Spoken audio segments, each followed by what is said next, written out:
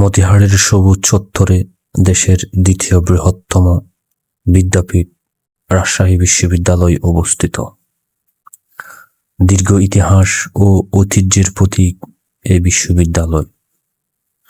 40 সহস্রাধিক প্রাণের চাঞ্চল্যে গড়ে ওঠা রাজশাহী বিশ্ববিদ্যালয় কেবল পঠনে সীমাবদ্ধ থাকেনি, দেশের ইতিহাস ও ঐতিহ্যের সংগ্রামে বুক পেতে দিয়ে এগিয়ে চলেছে।